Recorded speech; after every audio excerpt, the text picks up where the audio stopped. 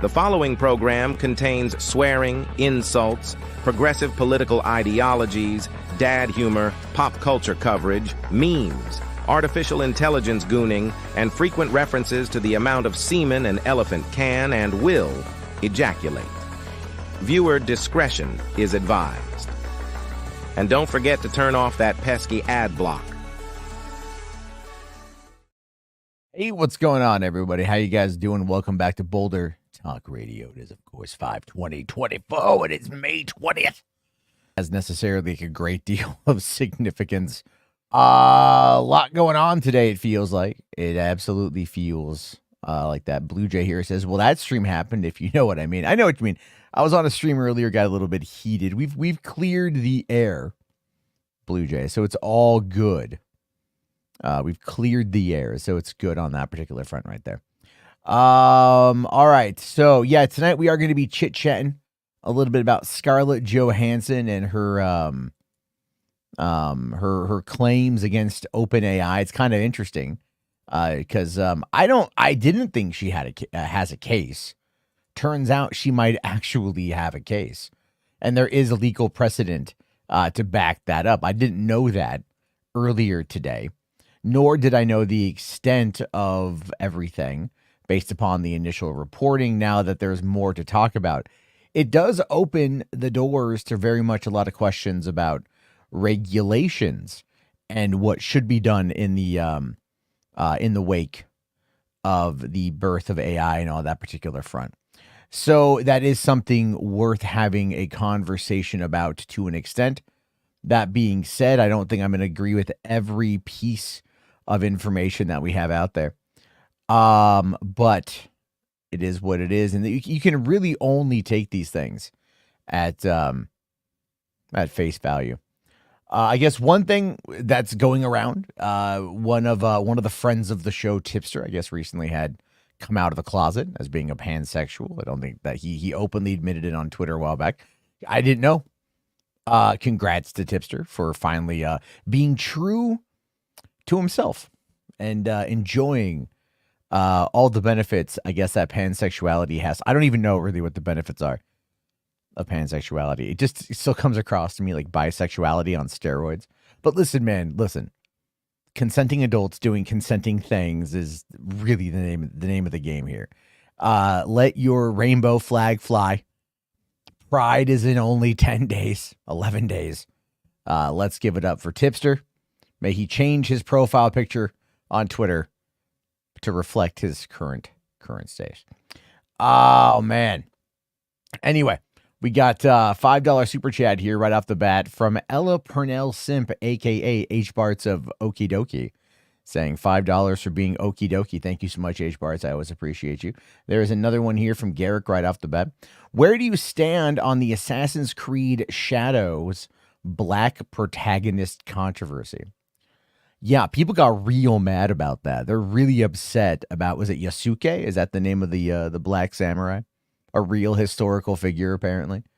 They're very upset that you can play as two characters, what appears to be a ninja female, a whammon, right? A ninja whammon, is what the chuds will say. And then you can play as a black samurai.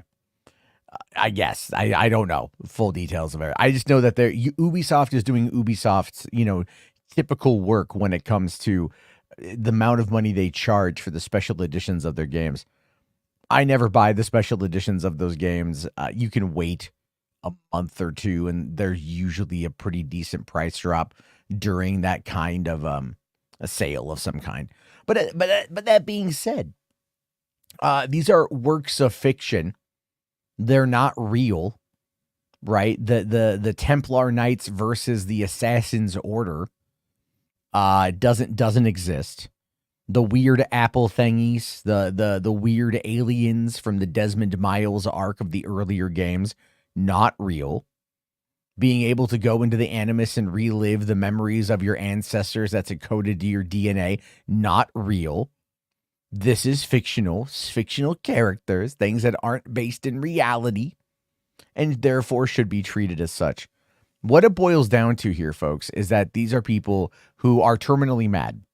They're terminally mad. They're terminally upset, and they're just in that space of always needing to be, I don't know, like just always butthurt. You know what I mean? They're just always so butthurt.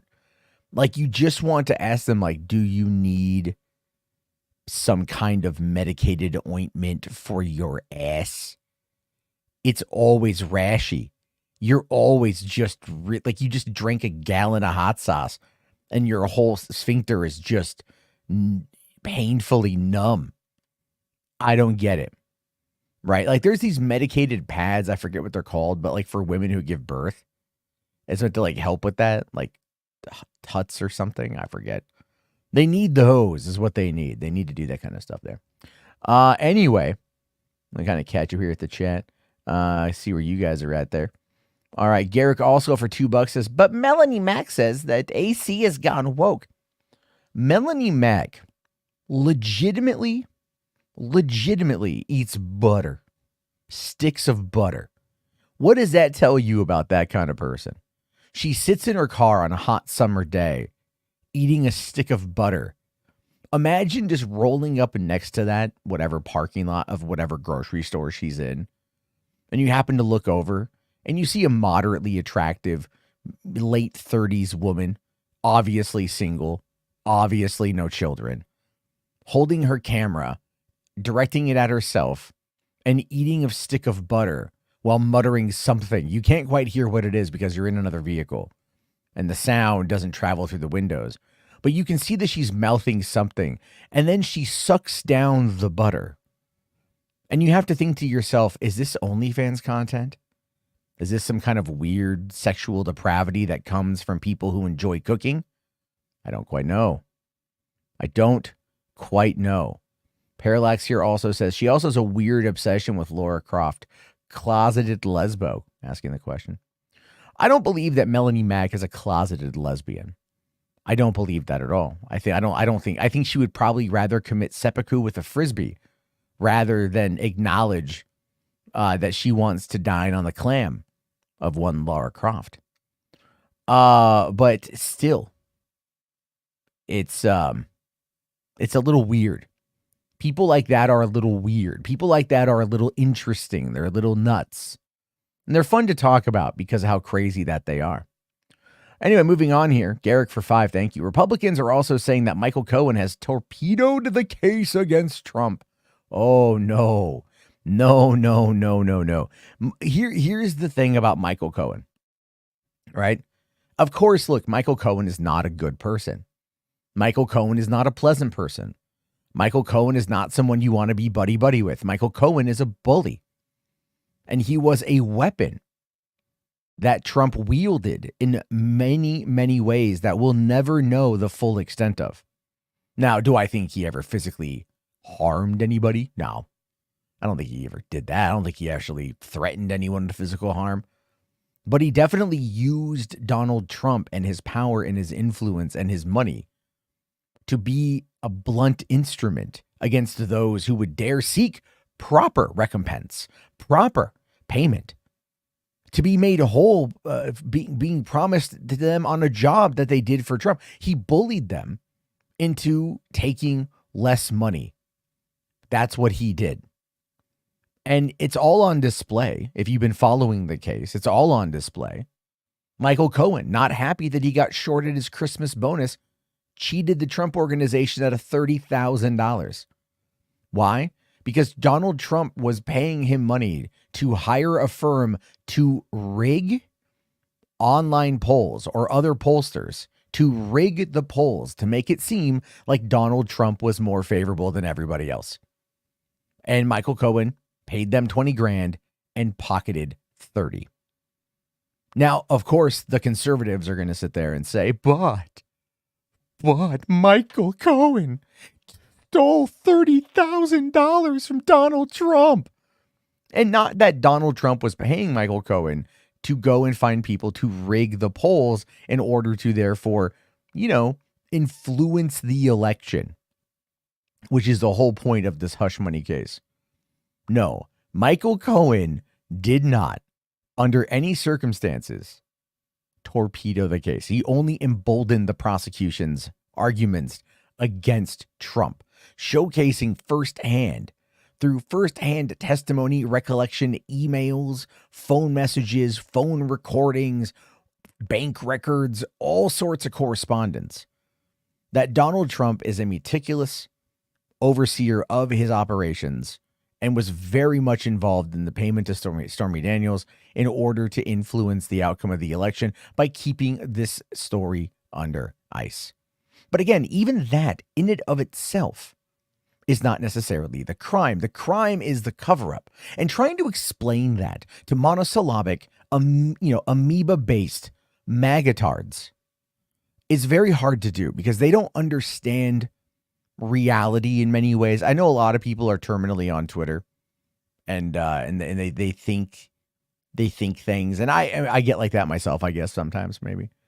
But really in this particular case, this is what's going on. So no. And then you had that Robert Costello guy today flat out become a dick in the courtroom. And this was the defense's, I believe, final witness. And they were just the judge cleared the room of the jury and admonished this guy, and everyone's talking about it. That's not going to look good in the eyes of the jury in order to acquit Trump. So do I think that Donald John Trump, the former 45th president of the United States, is going to walk away squeaky clean from these 34 indictments? Hell no. Now, do I think he's going to get found guilty on all 34? I don't know. Is he going to serve jail time? Most likely not.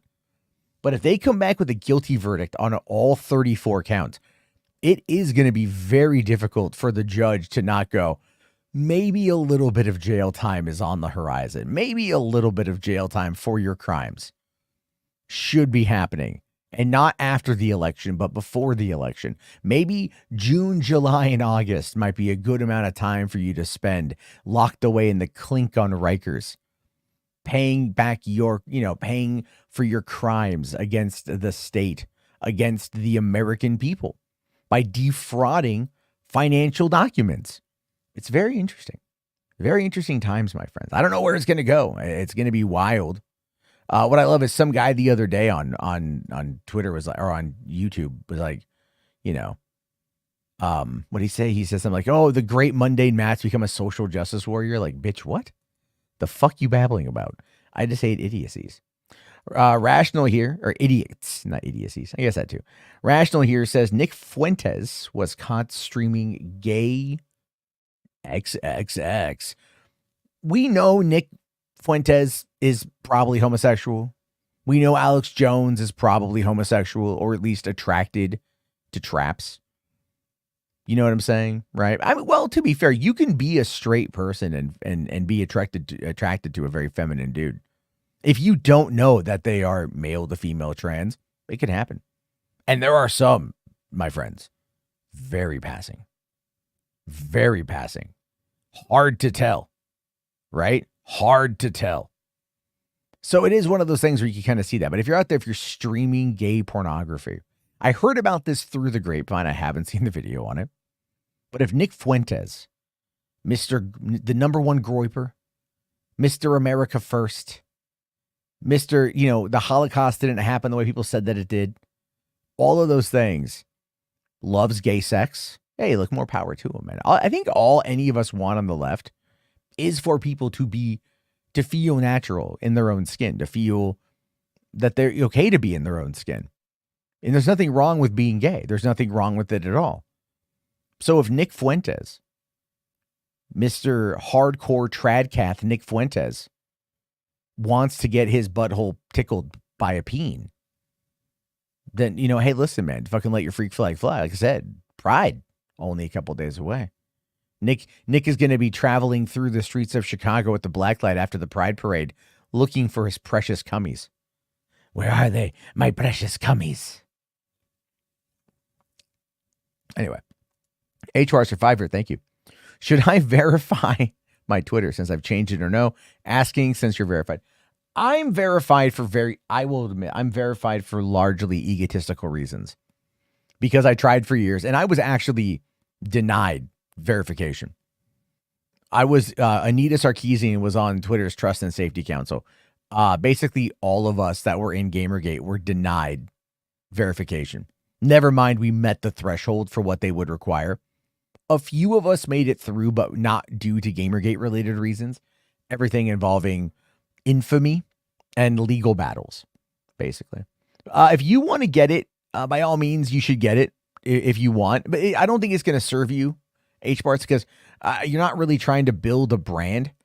You're not really trying to build up anything that you don't need to, that you're not worrying about that, basically. You know what I'm saying? So I wouldn't worry about it so much at this particular point in time. Now, if you all of a sudden decided that you wanted to get let's say, you wanted to start an Ella Purnell Stan account, and you want to use the newfound fame over the Fallout franchise to start pushing, Belagravia. Okay. Or that one show, she was a waitress in Brooklyn and you see some titties. Okay. If you wanted to do that, if you wanted to be the number one Ella Purnell Stan account on social media, then yeah, maybe that might be a good idea. Yeah, that might be a good idea. But for the most part, you don't need to. Blue Jay here for 2. Thank you, buddy. Thoughts on GPT 4.0 or 4.0? It's definitely faster than GPT 4. You do get more uses out of it. I had a really good voice conversation with it last night as I was making my return to Seattle to pick up some more passengers. And I was asking it questions about like YouTube community posts and whatnot. And I was showing it analytics from the $3 Theater channel. And we were figuring out like what kind of content to post, when to post it, things like that, in order to better boost engagement with that particular audience over there, rather than just focusing on social media. So there's a lot there you can do with it. I still prefer Claude in a lot of ways, but Claude has this this token limit that's just, and you can only use it like 3 times a day unless you pay $20 a month, and then you get access to 5 times the amount, which really isn't that much. Whereas, GPT 4.0 is now 5 times. You get 200 interactions every 3 hours, supposedly. So I need to look into more of the use cases for it and everything else, but it's good that we are moving into, we'll start with the GPT thing. All right. I wasn't going to start with that, but we'll start with that. That's all good. So we got this, this thing today, right? This big, what do you, hold on here. Did I miss a super chat from Garrick? Okay. You know what? Let me get to this one and then we'll get into the other one there. Okay. Garrick here, for 5. Thank you. Says, where would a good setting for future Fallout games be? I say New Orleans. I think New Orleans would be cool. I think going over to Europe would be interesting, or maybe going into Alaska, because that's part of the lore as well. Having it be like the southern part of Alaska post the apocalypse, where you've got a bunch of settlements because people maybe moved up there. Maybe only have like one vault, but have it be a very, like a very well-crafted, well-paced story, so to speak. But yeah, I mean, there's a lot of good places. I think New Orleans would be cool. I think something like, we've done DC, we've done Boston, we've done the Appalachia, which I do actually like the Appalachia as a setting.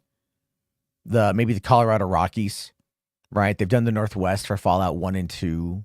New Vegas, obviously California. I think like really it would be like, what about like Mount Rushmore or something? I don't know. Like for the basis of where it would have to, I think, kind of be maybe like Mexico City or something with a very distinct geographical location. Spherical Commander says New York City or Boston. I'm not too sure. They did Boston already. Yeah, they did Boston in Fallout 4. Seattle would be interesting, but because remember in Fallout 1, it does take place in the Pacific Northwest. So there's that. Did I say Boston? Did I say Boston? Or did someone else say Boston? I don't know. Maybe I'm wrong. Command Unit here says Utah would be fun. Sir, I hate to break it to you. Nothing about Utah is fun. Nothing about Utah is fun. It's Utah. Utah is like America's butthole. It really is. I said Boston. I did, I guess. My bad, y'all. I was trying to think of the other one, right? I was like DC, West Appalachia, and then I'm like trying to think, what was Fallout 4? And then I must have fucked up there. Thank you for catching that. It's been a day. It's been a day. Rational here says, in Fallout New Vegas DLC, you go to Utah. Interesting. That'd be interesting. Let's see here. Andrew says the American South would be interesting. I think that's like the whole Appalachia thing. It's not like, honestly, let's be real, Florida would be the funnest. Because Florida wouldn't be impacted by a nuclear bomb. It would just be like the same old Florida. You wake up in a vault, you going out, and it's all like, welcome to Florida, y'all. Got ourselves these gators now. They're 25 feet tall. You know, it would be, it would just be Florida would just be the same. It's not terrible. Let's see here. The only city worth it in the South is Atlanta. Atlanta would be kind of cool. Sphere Commander says Cleveland is America's butthole. No, man, Cleveland rocks if you get that reference. Garrick here says Fallout New Orleans. Imagine the voodoo games. Well, okay, let's be as cool as that would be. As cool as that would be. Just imagine how many butt-hurt, terminally online, blue hair, crayon-headed motherfuckers on Twitter are going to be like, you can't have it be with the voodoo. That's cultural appropriation. You know how it is. I know that Appalachia is not the American South. What I mean is that it is close to the American South. Appalachia runs its nuts up to the American South. All right? So they're close enough. Amish Command Unit here says, I want to see Amish people in the Fallout universe. That'd be very interesting, wouldn't it? They'd live. They would just live. They'd be fine. Oh, they're English. I see you've survived the bomb. Although, how much you want to bet the Amish would very much be like completely full of codworks, you know, like Fallout London. Well, they are working on that. There's actually a DLC. It's a fan-made game, Fallout London, and the new Fallout 4 update that came out like 8 days before everything else. Before they were going to launch Fallout London as a mod for Fallout 4 on PC. And then Bethesda launched that 14 gigabyte next gen update patch for Fallout 4, and it just fucked them all up.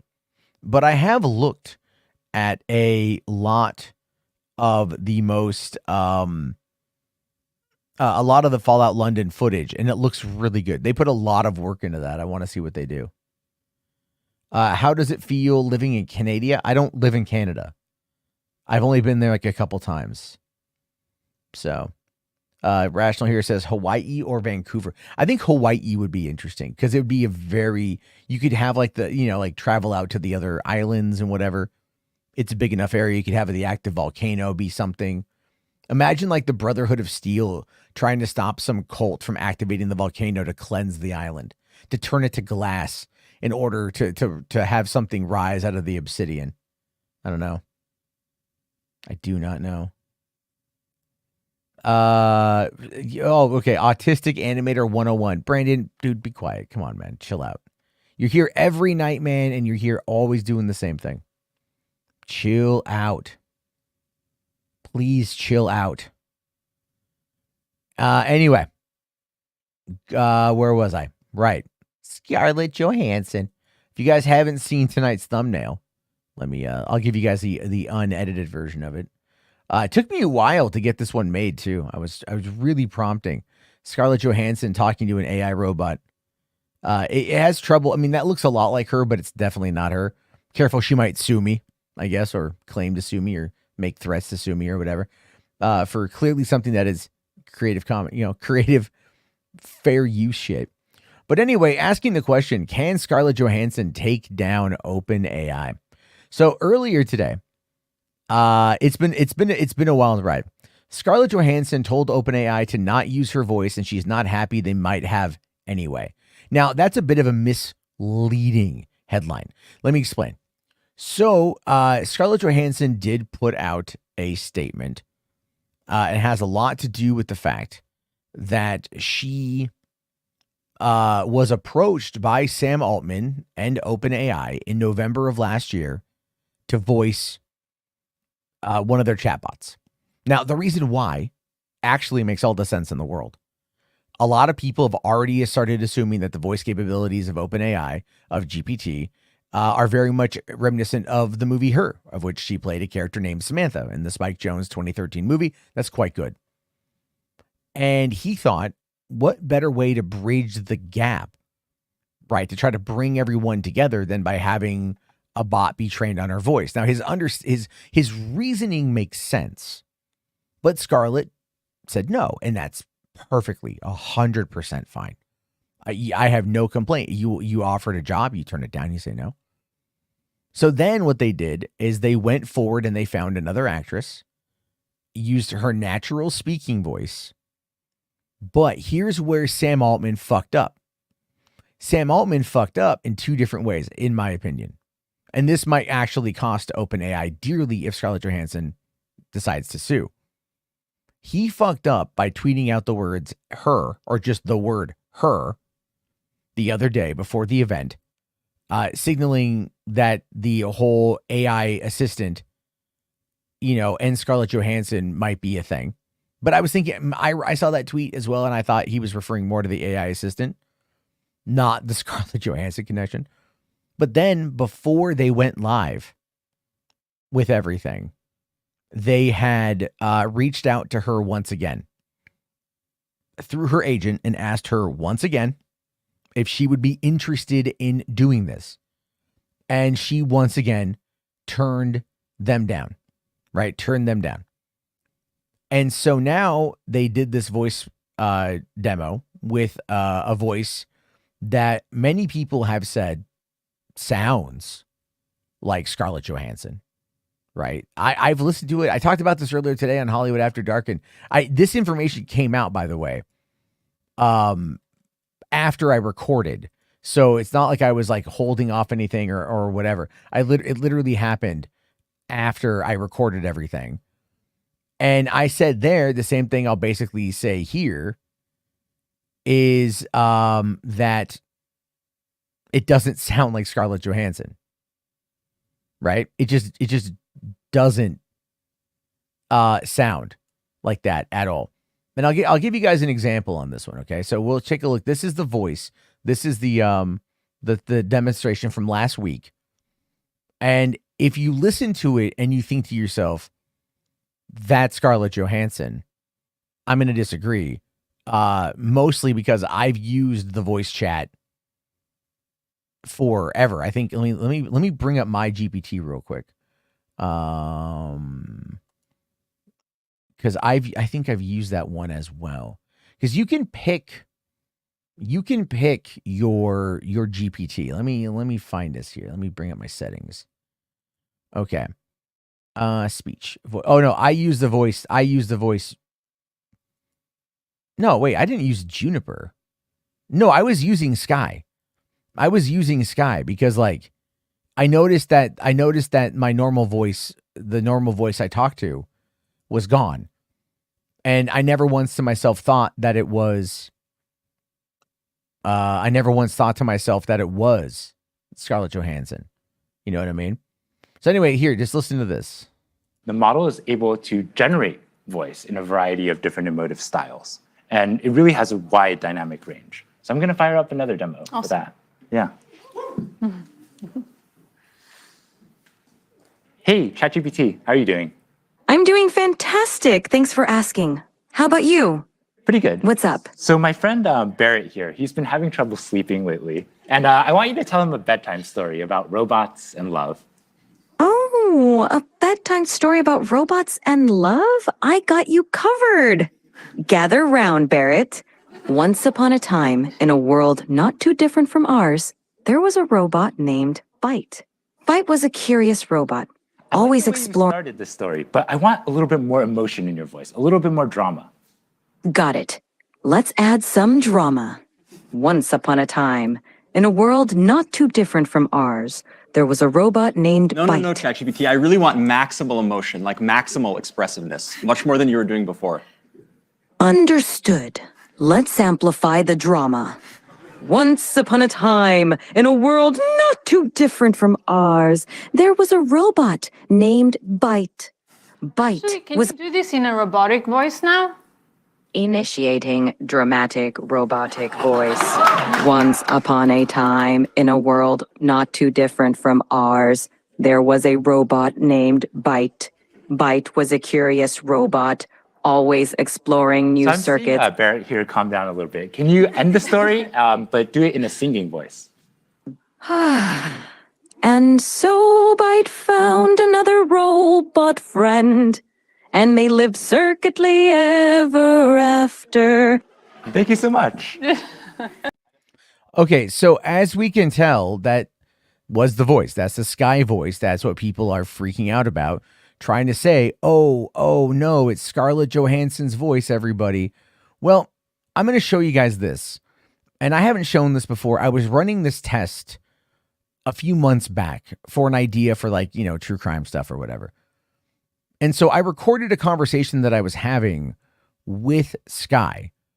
And this is just a little bit to give you an idea. This is the voice that they were using before they updated its vocal range and its emotional range. So here, give this a listen. My name is Matt Jarbo. Welcome back to a new episode of Deep Lore. And today we're going to be trying something a little bit different about discussing the case of Lindsey Baum. I am going to be using ChatGPT to help me break this down and hopefully provide some insight and give a proper overview of just what happened and maybe help jog some memories. So let's dive in. Tell me the story of what happened to Lindsey Baum in June of 2009. In June of 2009, a tragic event unfolded in the small, quiet town of McCleary, Washington. Lindsey Baum, a 10-year-old girl with light brown hair and brown eyes, vanished under mysterious circumstances. This occurred just a couple of weeks before her 11th birthday. Lindsey and her family had moved to McCleary for a fresh start. The town, known for its safety and community spirit, was where Melissa Baum, Lindsey's mother, chose to raise Lindsey and her brother Joshua after her divorce.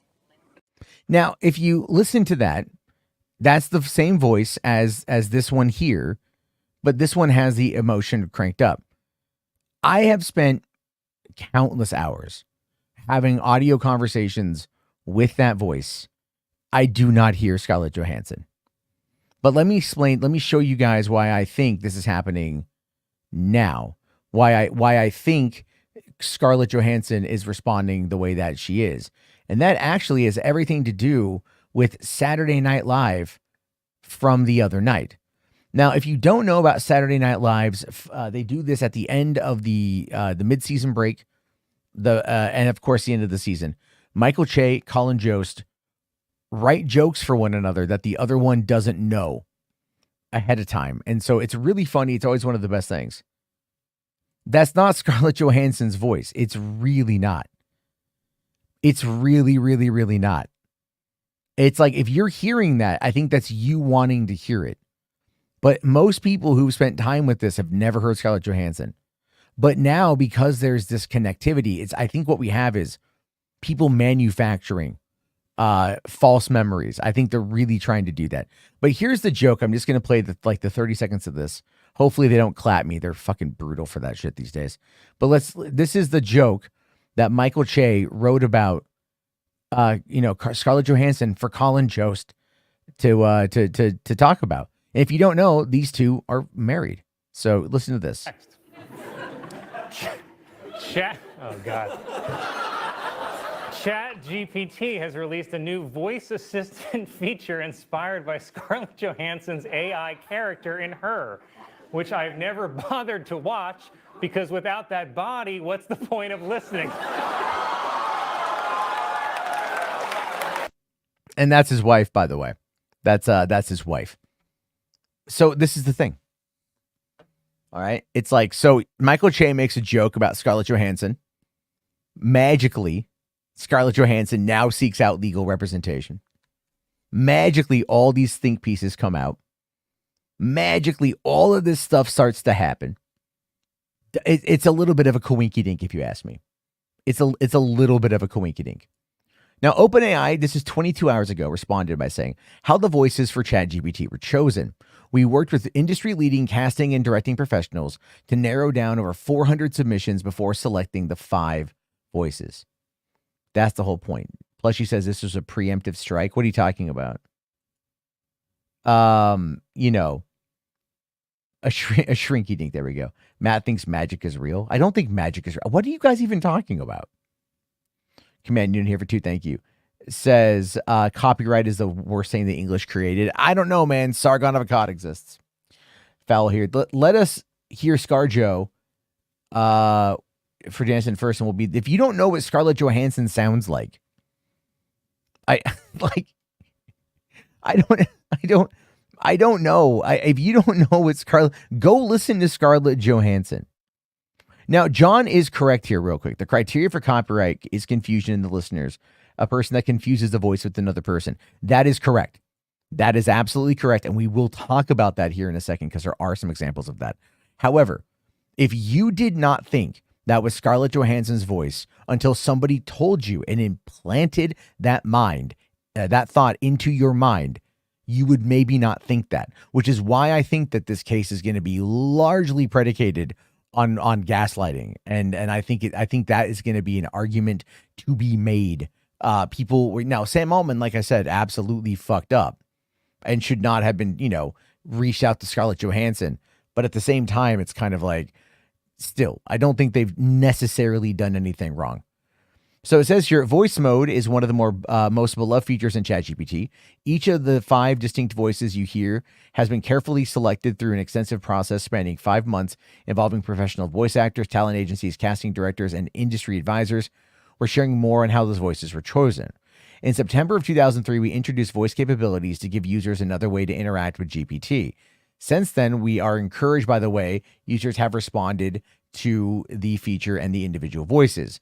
Each of the voices, Breeze, Cove, Ember, Juniper, and Sky, are sampled from voice actors we partnered with to create them.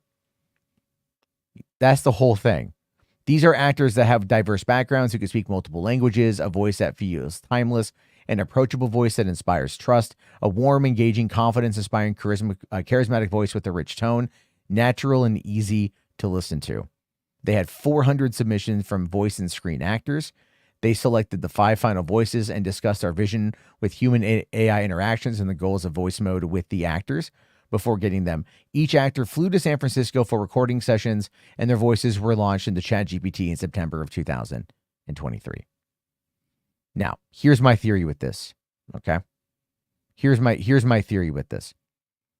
I think, in part, they had probably used, if they had asked Scarlett Johansson for permission, there is a high probability that they'd already trained a voice model on her without her permission. Okay. Now, that is something that I really feel probably is going to fuck them up if that happened. Okay. But here is the full statement from ScarJo. We'll read this real quick. Last September, I received an offer from Sam Altman, who wanted to hire me to voice a current GPT 4.0 system. He told me, now that's GPT 4.0, not GPT 4.0. There's a difference there. And I don't know if that difference is going to make its way into any kind of legal filings, but she's making the claim about GPT 4.0, or about GPT 4, which is not GPT 4.0. That is a new model, largely predicated on previous stuff, but again, with an more advanced voice recognition system, emotional text, all that stuff, or emotional responses, everything. He told me that he felt that by voicing the system, I could bridge the gap between tech companies and creatives and help consumers to feel comfortable with the seismic shift concerning humans and AI. He said he felt that my voice would be comforting to people. The truth of the matter is he's not wrong. She's trustworthy. People know her. But then again, this would be a little bit like a little too uncanny valley. You know what I mean? And of course, because it's Scarlett Johansson's voice, there's going to be certain things you would not be able to get her to say. There are many topics that wouldn't be able to be broached as a result of this. Then she says here, after much consideration and for personal reasons, I declined the offer. 9 months later, my friends, family, and the general public noted how much the newest system named Sky sounded like me, except it wasn't the new system. Sky launched in September of 2023. As we saw on their website, Sky has been around. I showed you guys the old voice based upon my recording of it. And it's not Scarlett Johansson. And it's not that it sounds like Scarlett Johansson. It's a female voice. There's literally 4 billion other women in the world. That's the whole point with this. I'm looking at this and I'm just like, she's making a complaint about this, obviously. And I don't know. All right, let's keep going. When I heard the release demo, I was shocked, angered, and in disbelief that Mr. Altman would pursue a voice that sounded so eerily similar to mine that my closest friends and news outlets could not tell the difference. That's a lie. That's an outright lie. That's an absolute lie. I listened to Scarlett Johansson sing on the Sing soundtracks. I've watched those movies a bunch with my kids. I've listened to the soundtracks on my own. I know Scarlett Johansson's voice. Like, seriously. I think I've even done, I think one night we did karaoke and I sang her song from Sing. One night. I think I did that. It's not her fucking voice. It's everyone telling her that it's her voice. It's everybody wanting to believe that it's her voice, especially in the industry, who are right now, like, you could argue rightfully afraid to some extent that they're gonna lose their jobs and shit, because SAG signed a deal with a voiceover company or a voice replication company, right? But then again, remember the strikes were about we're stopping AI, but then SAG-AFTRA signed a deal with the company that clones voices. But again, we're not going to talk about that. We're not going to touch upon that, even though I've already touched upon that here on the show beforehand. Anyway, Mr. Altman even insinuated that the similarity was intentional, tweeting a single word, her, a reference to the film in which I voiced a chat system, Samantha, who forms an intimate relationship with a human. Again, that's not necessarily the case. The voice assistant could be seen as being similar, but not the character. Referencing pop culture is not necessarily referencing the character. Okay. Again, I think that's all circumstantial. I do think he fucked up by doing it, but I think largely it's circumstantial. However, this is where things, okay, here we go. Here we go. I read this wrong earlier. 2 days before the ChatGPT 4.0 demo was released. Now, I don't know if she's talking about the current 0.40 system that she references earlier, that is not GPT 4.0, or if she's referring to back in September, in GPT 4.0 when that system released. Mr. Altman contacted my agent asking me to reconsider. Before we would connect, the system was out there. So obviously this is back in September, okay? This is back in September. This isn't the other day. This isn't last week. This is literally last year. This is 8 months ago. 8 months ago, this happened. As a result of their actions, I was forced to hire legal counsel who wrote 2 letters to Mr. Altman and OpenAI, setting out what they had done and asking them to detail the exact process by which they created the Sky Voice. Consequently, OpenAI reluctantly agreed to take down the Sky Voice. I can tell you why they did that.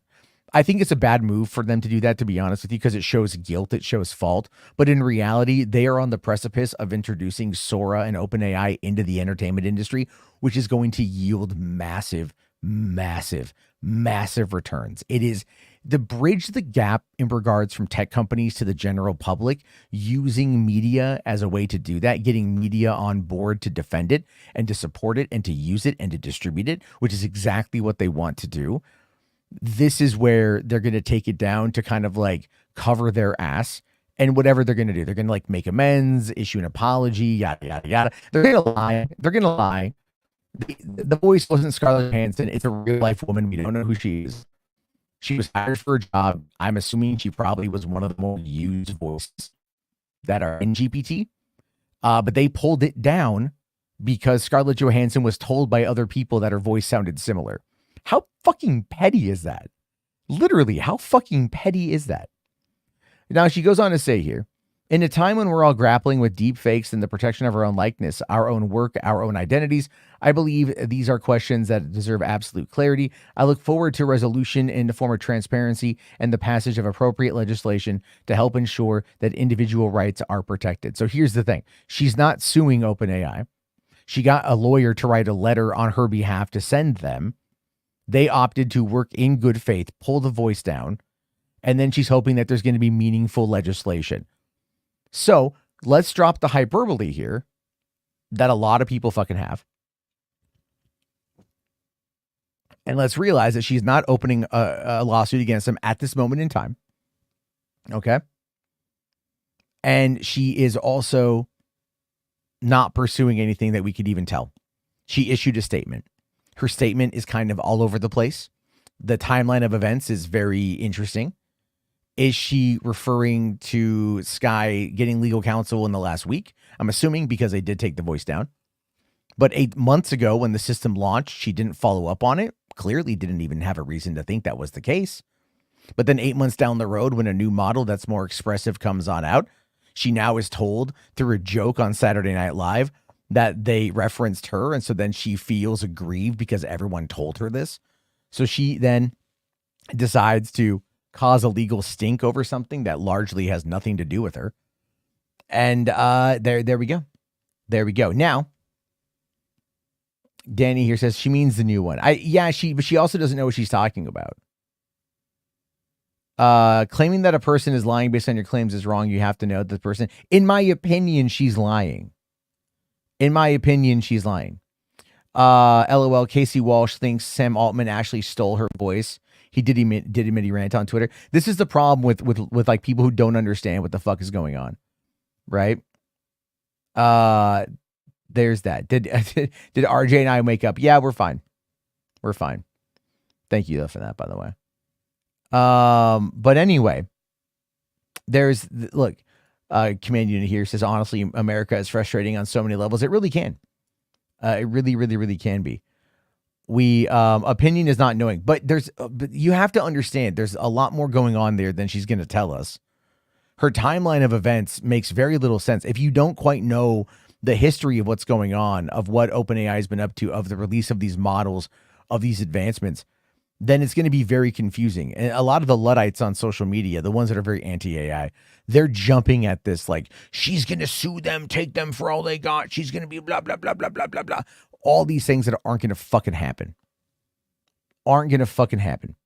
Rational here asking, why is it most SJW types are anti-AI? I think it's not, I don't think that there is anti-SJW types. Okay. Sorry, SJW types. I don't think it has to do with social justice or anything like that. I happen to feel that a lot of the people that are operating in this space. They're more concerned, like, because the arts world is largely for a lot more expressive people, right? That's who gets attracted into it. And so they feel that technology is coming for them. And largely it's not, but certain things will change, as I've repeatedly stated on multiple occasions. But it's not going to be the end of the world, as many of them are trying to make it out to be. And again, a lot of them are doing this out of fear. A lot of them are doing this out of whatever. Like, I've brought up Donovan Martin multiple times. Motherfucker cannot keep my goddamn name out his mouth. He fucking thinks about me 24/7. He went into my Discord. I just told him to shut up. And he just fucking went on this screed. It's so fucking funny to me. It's so goddamn fucking funny to me how people like him operate. But joining into the conversation is Anna. What's going on, Anna? Hey, happy to be here. Happy to be queer, So is Tipster. What? No, I'm just fucking around. Good for Tipster, though. Is that public information now? It is. I saw that he had apparently tweeted it like months ago, but I think he did it as a joke and no one caught on. Oh, wow. Well, congratulations to Tipster. Yeah. I don't know anything else about him, but if he's out and proud and queer, then good for him. Yeah, he's apparently full on pan. Okay, cool. Yeah. Yeah. Good for him. Real quick here, HBarts for 5, thank you. Not that I will, but if I took your account idea, LOL, and I did it, how much would people actually make on monetizing? What he's referring to is he asked me earlier if he should get verified on Twitter, because I am verified on Twitter. And I was like, if you're going to start like an Ella Purnell, Lucy from Fallout Stan account, like, you could probably make some money on it. You know? Like millions, if potentially. You potentially, because the show's going to go on for a long time. You could add, and he's already been sharing memes anyway, like reaction images from her and stuff. Yeah, I think HBarts could do it. Yeah, you should totally do it, HBarts. Do it on the side. Do it while you're taking a shit 5 minutes a day to schedule that post. You could even try it for just like a month and see how it goes. Yeah, absolutely. But we're talking about the Scarlett Johansson OpenAI debacle. Have you been listening to the show at all? No, I was talking with a friend about something pretty serious, so I came here to, come chill out.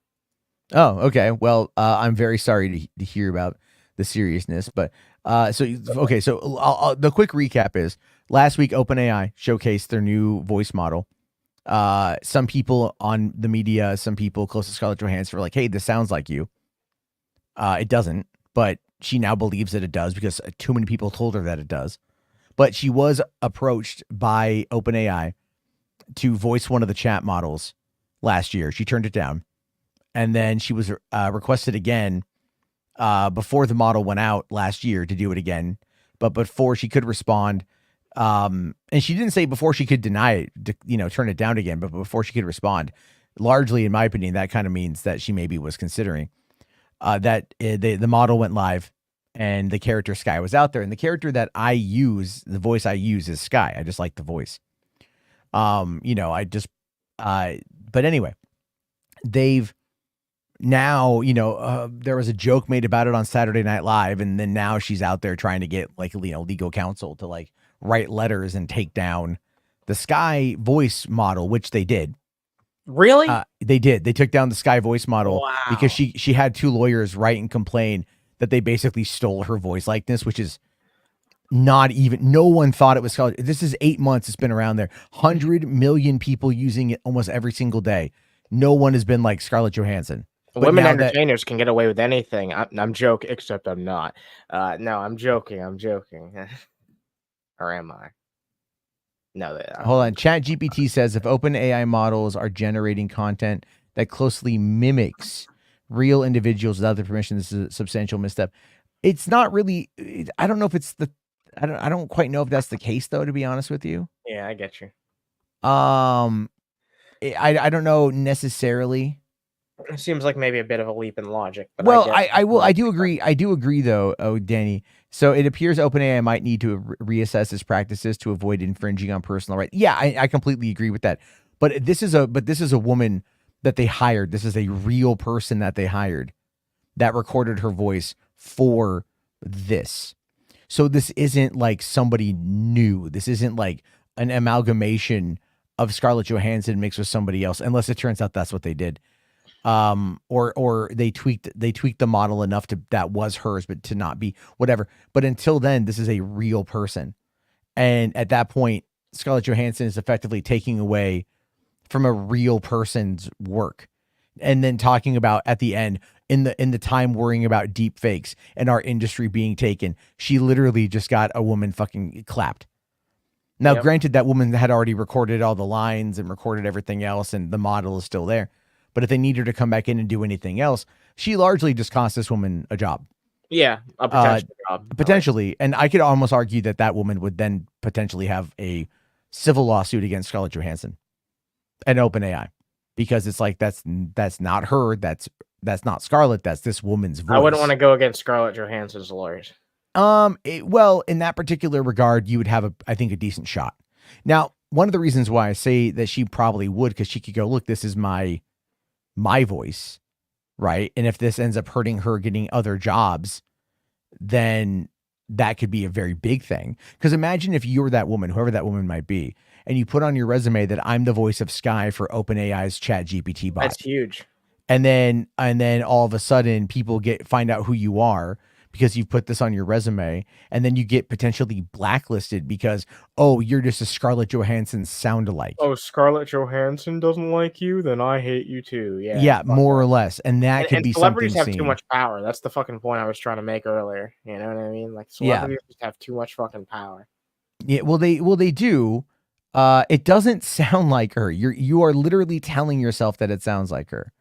You've heard the voice of Sky on there, right? Yeah, I have. I've heard that before. Yeah, it doesn't sound like Scarlett Johansson. It doesn't sound like Scarlett Johansson at all. But when they add inflection to the voice, that's what people are hearing. You're literally gaslighting yourself into thinking that this sounds like Scarlett Johansson. Holy shit, woman sound like woman? That's wild. I couldn't imagine that would possibly happen. No, well, people sound similar. Like, yeah, so exactly. Like, you shouldn't be able to like copyright the sound of a voice, because like there's a million people that sound like other people. You know what I mean? If I heard someone that had the exact same fucking voice as Scarlett Johansson, I didn't see their face, I wouldn't instantly assume, oh, that's Scarlett Johansson. I would think, oh, that's probably just someone who sounds like this famous person. You know what I mean? What about there's a white guy who does a perfect Morgan Freeman impersonation and is used for ADR. And Morgan Freeman knows this guy. I think his name is Mike. And everything else. And he does a perfect Morgan Freeman. So if that guy is hired and does a Morgan Freeman voice for something else because he's impersonating Morgan Freeman, I'm pretty sure that might be something that get him in trouble. He probably doesn't do that, to be fair. But it's also like, it is that whole notion of things, right? Where people sound like they do impersonations. Like, okay, for example, like Tom Hanks doesn't voice Tom Hanks or doesn't voice Woody in any of the Disney theme parks, right? Yeah, no, I mean, I'm not surprised by that. You know who does do it? His brother. Really? Yeah. Wow. Yeah, his brother. I imagine they grew up in the same area, so same type of voice makes sense, I suppose. Even what do you mean? GBT says it's guilty. What are you talking about? Fathers and shit. So yeah. Do you sound anything like your dad, Jarbo? I guess you could, in some ways, some inflections maybe. Okay. But no, Tom Hanks did not sign away the rights to the voice of Woody. It's not. No, his brother does it. Jim Hanks. Yes, Jim Hanks does it. Jim Hanks. So it's funny if you go on Disney Plus right now and you bring up Toy Story 4 and you listen to like the Bo Peep, there's a Bo Peep short film about what happened to Bo Peep after she like left the Andy's house in Toy Story 3. Oh yeah, I heard about that. Jim Hanks voices Woody in that. Not Tom Hanks. Annie Potts voices Bo Peep. But it's not it's absolutely Jim Hanks. Jim Hanks voices Woody at Walt Disney World, at Disneyland. A lot of the toys that have Woody's voice are all done by him. You know what I mean? It's like he got a lot of work, probably made a lot of money in the process, voicing his brother's character. But it's, but that's still not him, is what I'm trying to say, right? But the idea there is that he's portraying this character. People might think that it's him, but it's not him. Yeah, I don't if it know. can sound exactly the same, it's voice acting at the end of the day. It's not like it's, you know what I mean? So, especially if like the original actor condones the action. Like, Sure. Hold on here. Hold on. Just okay. GPT is GPT, not GBT. If you say OpenAI might need to reassess its practices, might need to, does not mean that there's a violation. It's making a suggestion. It just says might need to. In this case, they chose a voice that they liked the sound of. That is not a violation. It's just, Fowl here says, I doubt this holds in court. Can you imagine suing for impressions? Here's the thing with that though. OpenAI is worth billions of dollars, more so than Scarlett Johansson. They would very much be able to squash anything in court. That's why if you look at what Scarlett was saying, I hope they pass meaningful legislation. That's not her saying she's suing GPT. There's headlines that are saying she's suing GPT. She's suing OpenAI. Nowhere in that statement does she say that she's suing. She just had a lawyer write letters on her behalf. That's it. She had a better shot against Disney for contract violations over Black Widow's release. This is something wholly different. This is her literally going and trying to say, another woman sounds maybe potentially a little bit like me if I'm monotone. I'm now going to completely take away her ability to have a job because because it might sound like me. All because there was a crack made on fucking Saturday Night Live. Oh yeah, because it went mainstream. That I fucking hate that logic. Yeah, they took it. Yes, they took it down. Sorry, they did take down the Sky Voice, but they took it down, in my opinion, because they don't want to rock the boat. They are at a point where if they can bridge the gap between what OpenAI Sora can do and what the industry needs for it to do, because that is very much a fucking thing. Then they need, they don't need this getting in the way. And this is just, and look, Scarlett Johansson is a petty person, in my opinion. Right? Does anyone here remember her defending Joss Whedon 2 years ago? Right? Does anyone here remember that? She was defending Joss Whedon. She was defending working with Woody Allen as well. So it's Woody what she worked. Yeah, I think she defended working with Woody Allen. She stood up for fucking Woody Allen. I think she definitely was talking about Joss Whedon in the positive a couple of years back. Right? Who the fuck stands up for Woody Allen? Jesus. I don't know. Sun Yi, maybe. I don't know. Yeah, that's sus as fuck. I'll be real with you. Standing up for Woody Allen is pretty fucking sus. So don't underestimate Scarlett. I'm not underestimating her. She's not doing anything. But I also know that this is her causing a stir in order to get what she wants from a publicity and PR standpoint. Legally speaking, she doesn't have a fucking case. If she was offered a job, turned it down, and then they contacted her again and she turned it down. Now, well, okay, actually, let me just actually kind of bring it back. I could be wrong. I will admit. Now, there is a case. I was reading about this today. Midler versus Ford Motor Company. This is actually Bette Midler sued Ford Motor Company back in 1988 for a series of commercials in the late 80s, which used a Midler impersonator. This case brought into question the unique feature such as voice, if a unique feature such as a voice can distinguish someone and thus be authorized for impersonation. She lost the case, but then on appeal, she won the case. And the appellate court ruled that the voice of someone famous as a singer is a distinctive to their person, image, and therefore, as part of their identity, it is unlawful to imitate their voice without express consent and approval. The appellate court reversed the district court's decision and ruled in favor of Midler, indicating her voice was protected against unauthorized use. So she did sue them. I don't think she got anything out of it, though. She wasn't really trying to. But she basically is just impersonation of a voice or similarly distinctive feature must be granted permission by the original artist for public impersonation, even for copyrighted materials. That's such a difficult to interpret thing, though. It really is a difficult to interpret thing. But I don't know if they've actually got those commercials are still available. The Ford Motor Company. Yeah, let me see here if there's any kind of commercials that are available here. Here's a video on it. It's the commercial value of another's identity by using the other's name or likeness without consent for financial gain. In the 1988 case Midler versus Ford Motor Company, the Ninth Circuit considered whether Ford could be liable for appropriation of identity for using a sound-alike of singer Bette Midler in a television commercial without her consent. In 1985, Ford and its advertising agency, Young and Rubicam, advertised the Ford Lincoln Mercury with a series of television commercials that included different popular songs from the 1970s. The commercial's goal was to make an emotional connection with young professionals by bringing back memories of when they were in college. The agency tried to get the original singers for the songs, but had failed in some cases and hired sound-alikes. One of the songs used in a commercial was by nationally known singer and actress Bette Midler, called Do You Want to Dance, from Midler's 1973 album, The Divine Miss M. Initially, the agency contacted Midler's manager about having her sing the song, but Midler wasn't interested in singing in commercials. The agency then contacted Ulla Hedwig, who sang backup for Midler for 10 years, and asked Hedwig if she would be interested in mimicking Midler's voice. Hedwig agreed and, after submitting a demo tape, got the job. The commercial later aired on television. After the commercial aired, Midler was told that it sounded exactly like her voice in the song Do You Want to Dance? Also, many of Hedwig's friends told her that they thought it was Midler singing in the commercial. Neither Midler's name nor picture was used in the commercial.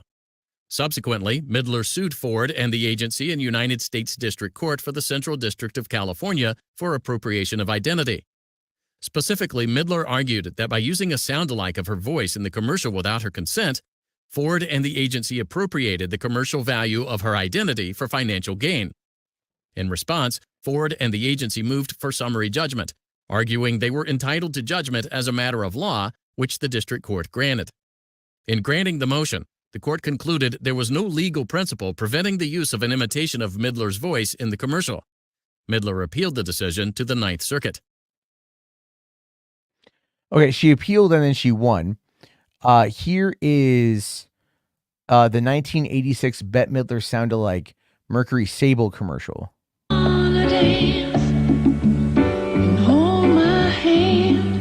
Now there's a car that just asks to be driven. You're my lover man. Oh, baby. Mercury is bringing a sophisticated new shape to the American road. Introducing Sable.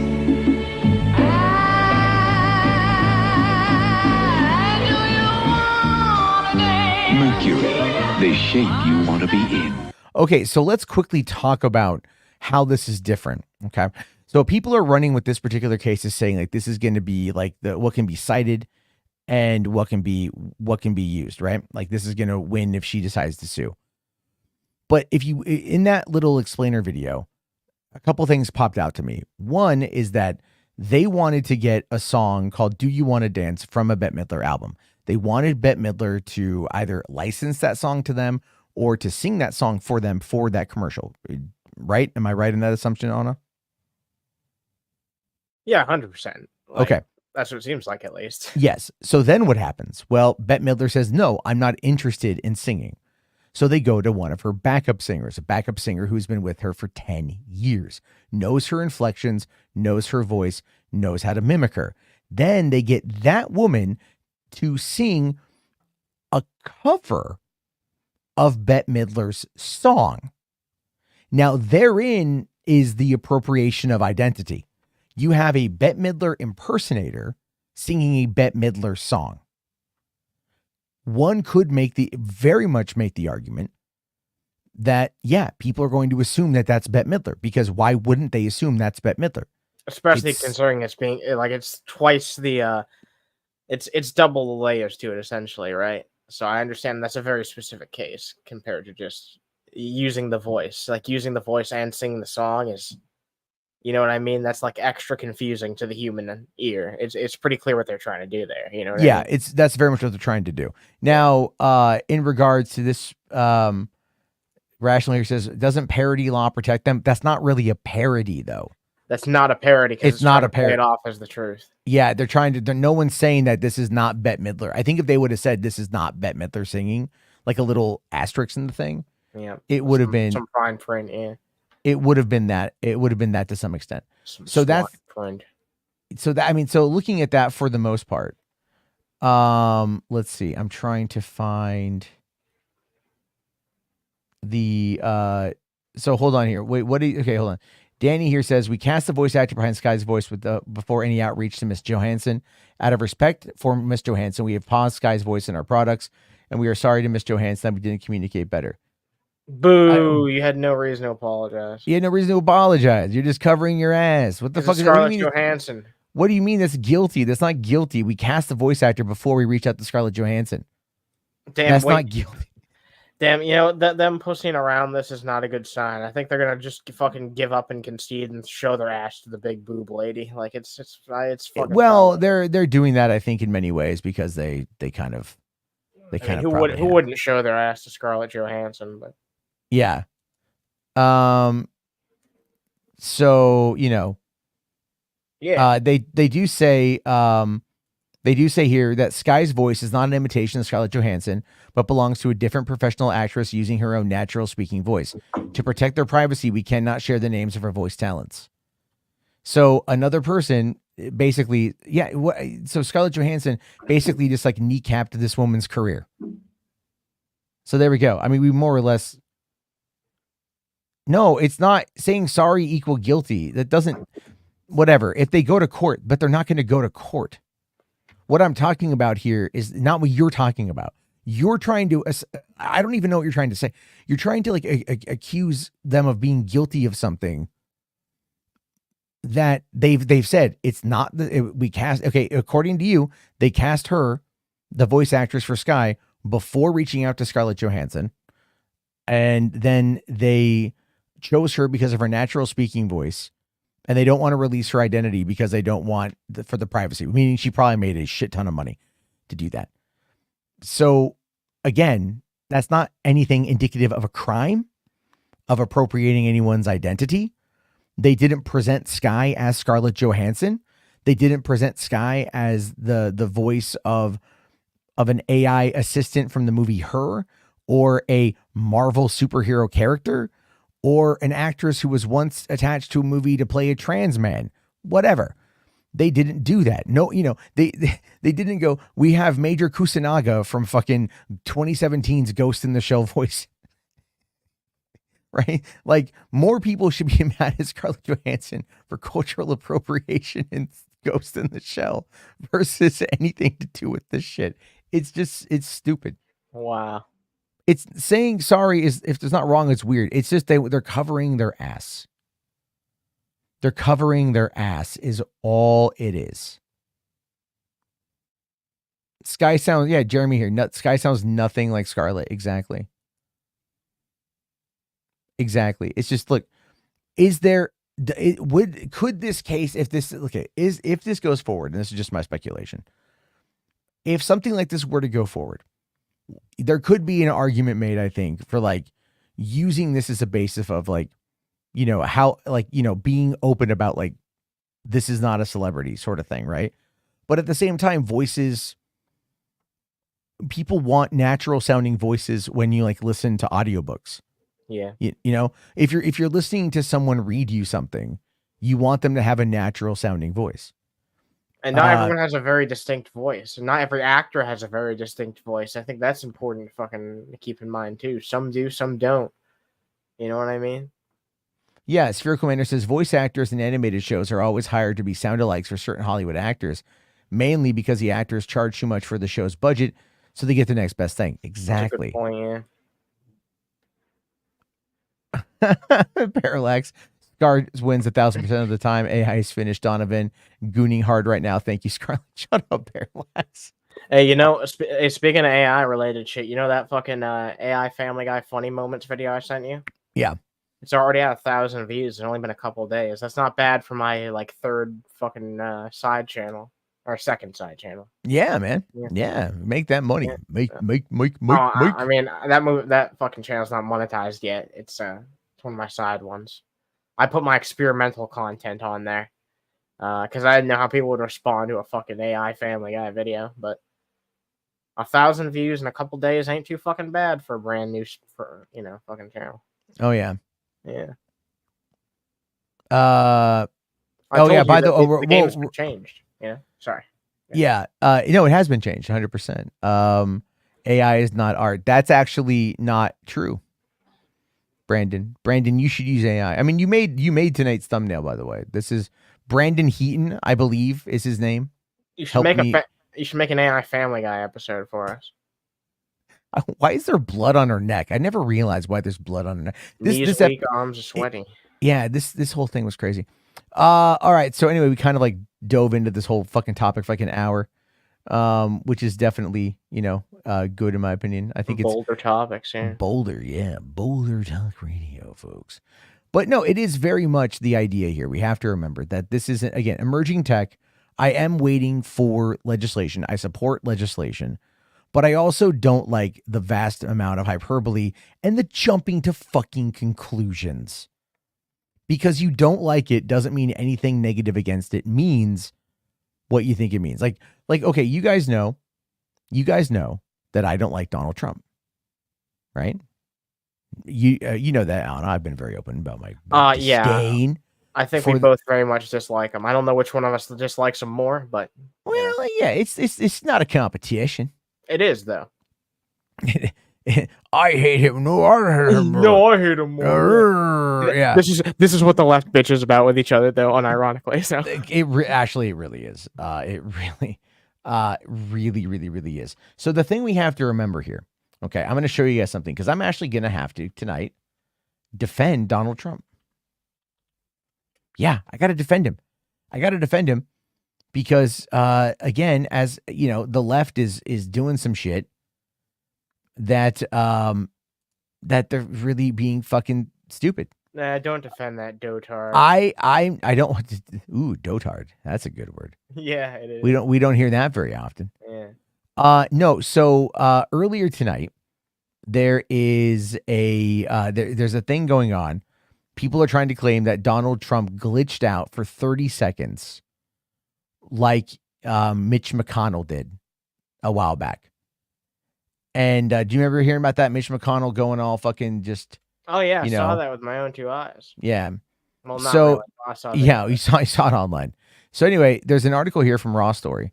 Trump doesn't freeze. Ex-president has midnight meltdown over reports on speech stall. So what this is, I'm not going to go through the whole article here, but it's basically trying to say that Trump went. Did they just pull it down? Oh my God, they fucking. Oh my Jesus. To continue reading, suck our dicks. No, this was here before. I was looking at this before going live, and there was the link to the video, and they pulled it the fuck down. Damn. Hate when they do that. They Let's pulled see. their pork. That's right. Yeah, maybe this one's it.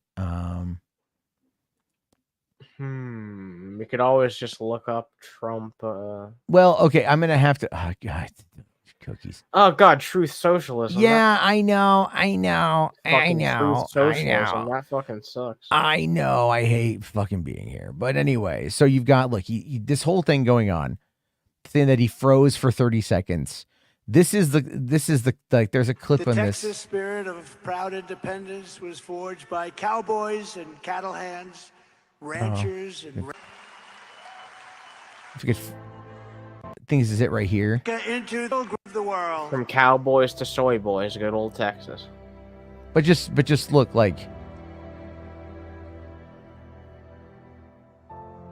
he just stands there, right, for a number of seconds.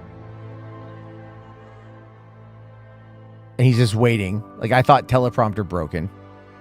Yeah, I mean, that doesn't seem that weird. It's not, but again, lefties on Twitter tonight are like, Trump is unwell, and they're trying to claim that he's unwell. I mean, he is for other reasons, you can see, but this is not the smoking gun. Yeah, there's very much mental decline. But now... So they waited, and he, because this is a moment of silence. He does this at all of his speeches, apparently. So okay. This is what I don't want to defend him, but this is what I fucking hate. It seemed intentional, you know what I mean? Like, he seemed like he was waiting for something. I don't know. It wasn't like because I read that like Trump froze for 30 seconds. I'm like, oh shit. He's had bigger like moments of like boomerisms that you can point out. I hate when people do that shit. It's just like stop distracting from the actual true shit that you can say about him. You're all focused on shit that doesn't matter. Yeah. It really, It's down to people having short attention spans, though. They forget that all that old stuff, even though it's the better argument. And they're just like, well, no, look what just happened just now. This is so bad. It's like, no, it's really not. It's really not. So yeah, but again, the left is like, let's use it. Let's use this to do this. It's like, God damn it. Like this thing I fucking hate is like when you fucking focus on the wrong thing because you just want to go for the meme. You know, oh, the meme is he froze for 30 seconds, but then people are going to believe that.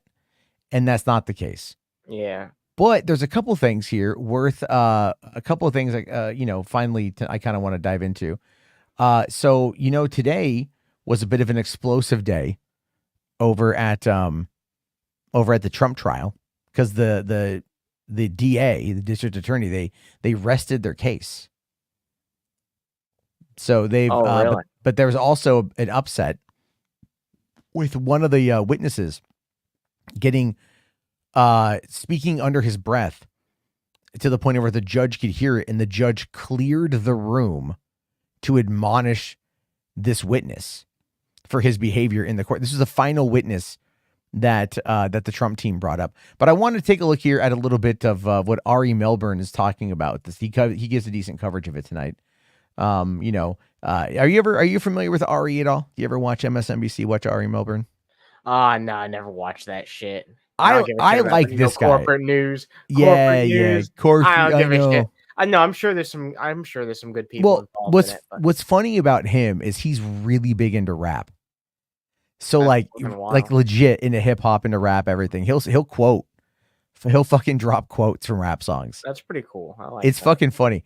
But let's listen to what he has to say for a little bit. For Trump, the only case where it now matters that he is a criminal defendant is in New York, where Trump's trial reached its inflection point today, as DA Bragg's team has just told the judge today that the DA's office has proven its case based on the evidence, and thus intoning the well-known phrase, quote, "Your Honor, the people rest."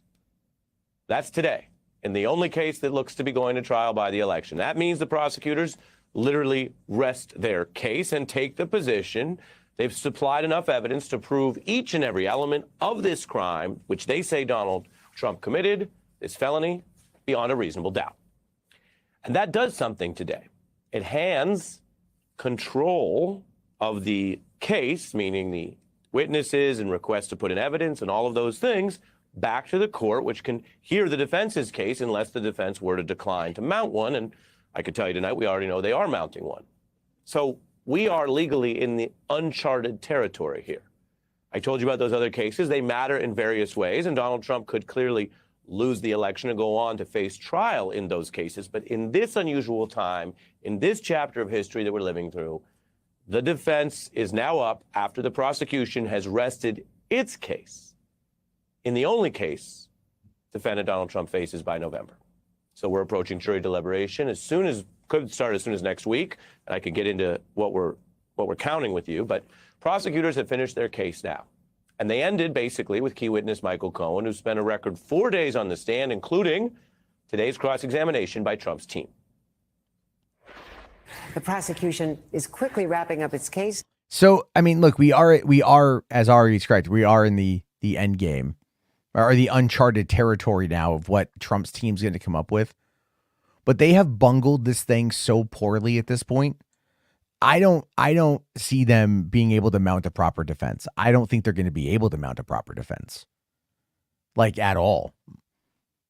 They've just it's been not good for them, especially today with the guy throwing some shade. I want to see if there's that bits in there. We'll wait and see, because this man's pulled so many damn fucking hat tricks over the course of his life that. Well, the hat trick, in my opinion, here is not going to be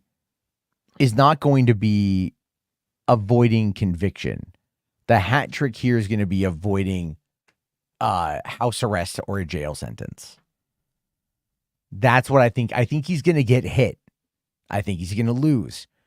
I do. I don't know how many counts, but I think he's going to definitely lose a little bit. But how much can he minimize the damage is the thing. Well, there's a lot of normie Republicans that won't vote for him if he's convicted. So that's going to be losing quite a bit right there. I don't know if there's that many people. I mean, it's people think in absolutes nowadays. People are just going to justify. Well, no, there's been a lot. Well, we can't let other guy win, or else communism will happen. Well, unfortunately, there's boomers. Yeah, I was actually talking with the passenger last night. She's a bit of an older woman, and we're talking about politics on the way back to her place. And I said, she's a progressive. I'm a progressive, so we have a lot in common. But I told her, I said, one of the biggest problems is that boomers won't get the fuck out the way. Like boomers won't retire. They need to retire. They just won't retire. They need to give it. And it won't be to Gen Xers. It's going to be to millennials. Well, everyone's afraid of other guy. That's the fucking problem with politics. Well, sure. Nowadays, But in many ways, it's kind of like, this is just like the boomers have fucked over the Gen X like hardcore. Gen Xers aren't going to really be in a position of power. Yeah, I know. But the millennials will be. And I think that's okay. But then again, who knows? Maybe the millennials aren't even going to give it to the fucking give it to the Zoomers. It's going to go to the alphas, right? Like who knows? It could skip a generation. You could actually be fucked over politically. But we're talking about the concept of modern. Why stop now? Exactly. We're talking about the concept of modern politics and like what is needed to fight back against where the onslaught of the extreme right wing Republican offense is coming from. And I said, if they're all bulls in a china shop, we need a bigger bull in that china shop. We need a big bull. We need a buffalo, a big buffalo. There's only one buffalo that can do it, Anna. No, don't say it. Don't say There's it. only one buffalo that can do it. I'm serious. I'm dead fucking serious. I'm not. I mean, it sounds like I'm making a joke, but I'm being legitimately serious. There's only one big brown buffalo that could go into that fucking bull, that china shop, and chase out the bulls. And we had the opportunity, and they fucking lost it. And I'm talking about Cenk Uygur. Yep, you're talking about Cenk. I'm talking about. I am legitimately serious. I'm legitimately serious. Sending Cenk to Congress would fuck up so much shit. Because he would be out there. And look, don't get me wrong. Cenk is absolutely power hungry. He's absolutely an egomaniac. He's absolutely narcissistic. But he's our power-driven egomaniac, narcissistic progressive, if that makes any sense. We need someone like him. Uygur, though. He's Cenk Uygur. I know. Well, we need a Newsom. Newsom is going to be president. Make no mistake. No, he's not. Gavin Newsom? Fuck yeah, dude. He's heir apparent. What are you talking about? What are you talking about? Yes, he is. Not right. Not this. Well, I don't know. Maybe he is. Who knows? Gross. He's not going to be president. Gavin Newsom? Absolutely. Not right. I mean, give it 2028, dog. Yeah, he's going to run 2028 guaranteed. He's going to run. He's not going to be president. He's going to be president. You think a Republican's going to get it in 2028? Yeah, maybe. Yeah, well, maybe. probably, to be fair. Yeah, because I think that fucking Blow Jiden's probably going to win again. So yeah, hopefully 2028 will come with. See, here's the thing. I have to agree with the concept, the pushback there. When you call him Blow Jiden, it's like right now is not the time for that rhetoric, if that makes sense, right? What, me calling him Blow Jiden? Yes, yeah, legitimately, yes. It's not the time. How's that rhetoric? Well, you don't like him, but it's still rhetoric. It's your rhetoric. No, it's me making a spoonerism with his name. I know, but you're like, but again, like a lot of people, like right now, we can't afford. As far as like being a democracy or we can't afford to make a joke about Joe Biden's name at this point in time, depending on who the fucking people I know that puts me in a weird kind of boomer category on that shit, but it's kind of true. And here's why I say it like that is because like right now there's too much at stake. There's too much at stake in many ways. I don't give a fuck if you like or don't like Joe Biden. Vote for him anyway. Flat out. You have either that or we get dementia-don. Right? We get a completely corrupt Supreme Court who might get more justices chosen. Right? If Trump wins again, guaranteed Alito, Roberts, Clarence Thomas, they're probably all going to step down, getting replaced with younger judges that will be on there, even more far right wing, that will be on there for the rest of their fucking life. We're not going to expand the court. Roe v. Wade won't be returned. Who fucking knows what they're going to do in regards to border security, deporting everyone. What we're talking about here is like literally looking at our country through the lens of an existential crisis. We are on the precipice of either we course correct or we fucking falter. I didn't tell anyone to not. Look, I didn't tell anyone I didn't say don't vote for fucking Dark Brandon. I didn't fucking say that shit. Okay, I didn't say that shit. I don't know why you're. There's nothing wrong with fucking making jokes about Joe Biden as long as I just think I think right now it's not the right move. I'm not saying don't do it. I'm not saying don't do it. Do it, whatever. Blow Jiden, fucking slow, dementia, sleepy. I don't give a fuck. Whatever you want to see. That's the thing. I wasn't making a joke about is like cognitive health, though. But at the same time, even that is something that's like his cognitive health is not even something that neurosurgeons have called into question. He has advanced aging because he's fucking 81. Yeah, he's old as fuck. Do you know apparently he uses a different one though? Yeah. Apparently, well, I didn't know this. Apparently, he sleeps with the CPAP machine.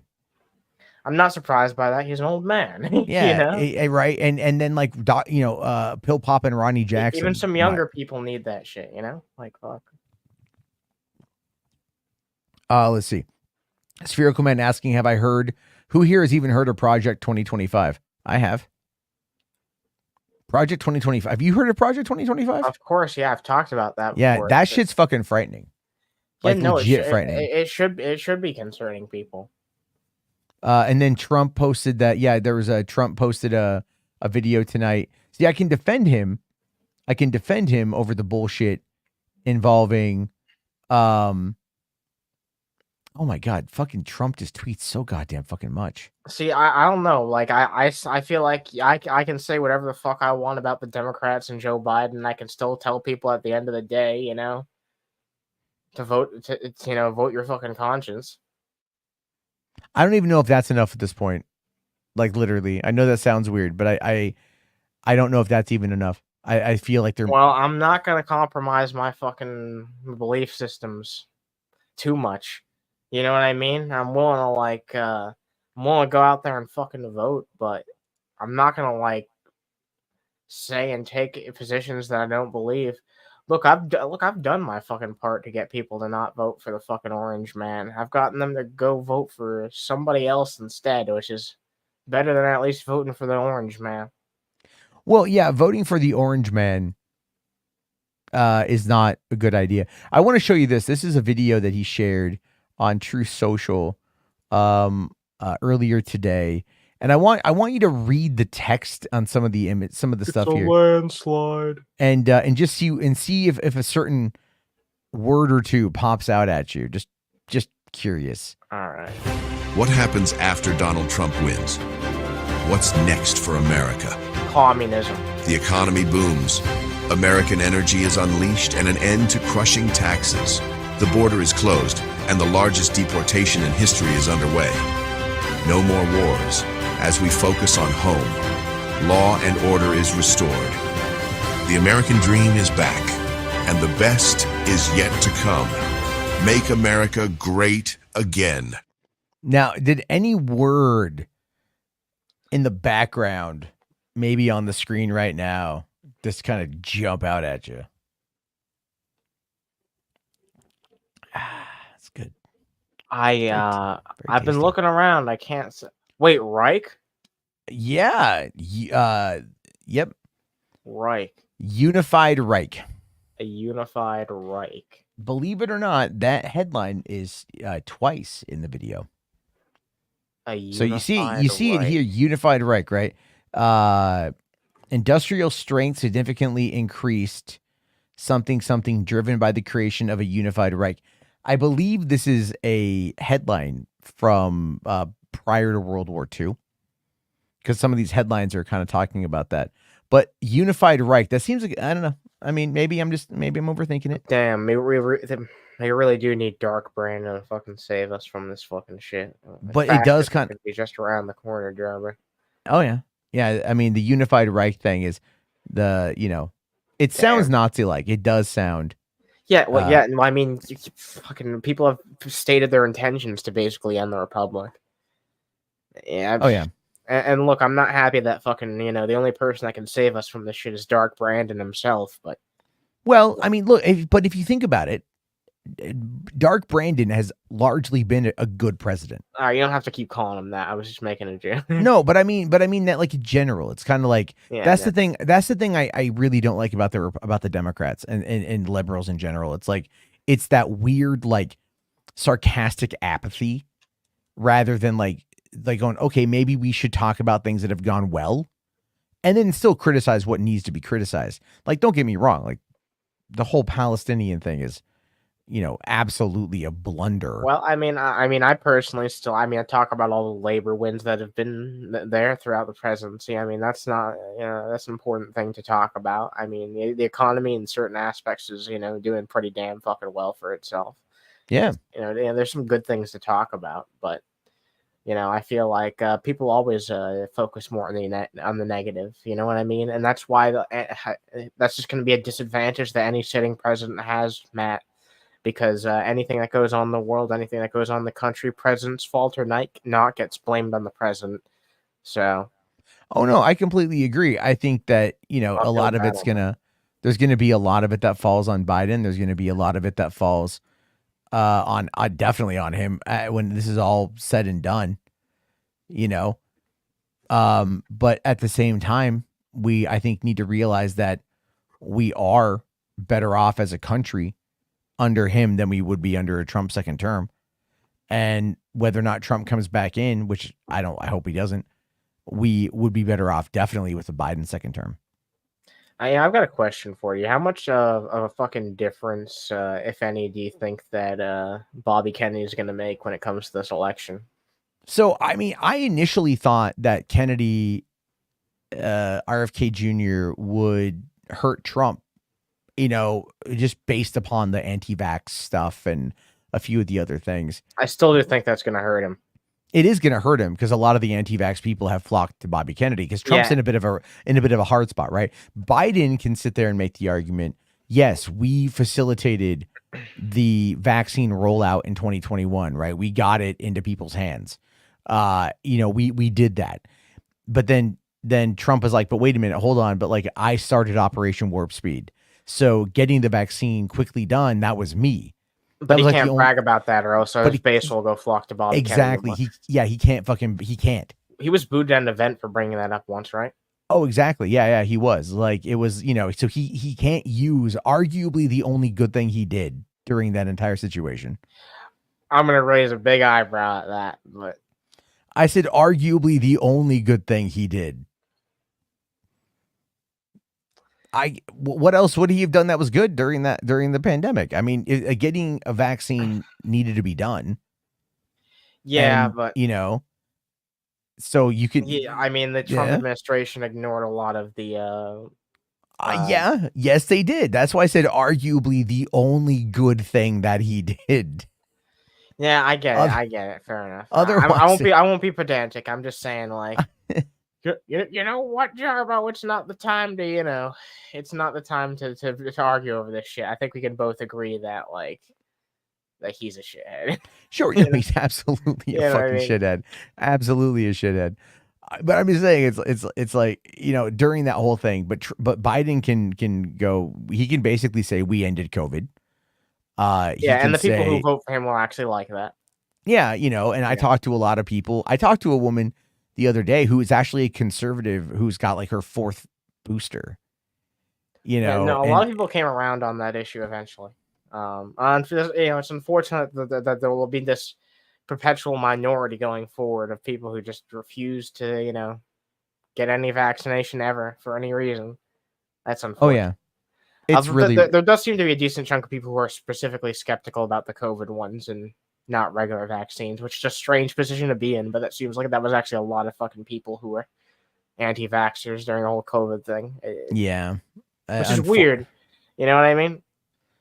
I know. Yeah, I know what you mean. I think there's a lot of there's a lot of uncertainty around those times. And then it's also like, but what you had is, and this is the thing this is the thing that I feel like hindered Trump during that time. Not only is he just a flippant moron, but what got me was like, his base is like vaccine equal bad, but he's the vaccine president. but he needed it to be done because that was like, we need a vaccine for this. The world needs a vaccine for this. And it's like, he has at that point very much a responsibility as the most powerful person in the world to try to like protect lives. And I really do feel like he just didn't like know what to do. I mean, largely that's wow. I know. That's largely Trump in a nutshell anyway, is just very much fucking. Yeah, he's a fucking idiot, a dingus, a dunderhead. Yeah, it's, what would have been really funny is if he would have named the vaccine Covfefe. That would have been pretty funny. I do miss those the tweet blunders. How those would dominate the news cycle for the day. I don't miss that shit. Don't miss hearing about that fucking Deutsch bag fucking constantly. At least it's a little bit less bad right now, surprisingly. Yeah, no, I mean, you're not inherently wrong on that, to be fair. Piece of crap. It's just, I just think it's pretty good. I hope he gets a bad case of diarrhea. Well, I'm sure he has all those taco bowls. No, that's fair. Yeah, I don't have to wish it on him. I'm sure that's fucking, sure that's going to happen on its own. Rational here says COVID didn't end according to Taylor Lorenz. I mean, COVID is still out there. Don't get me wrong.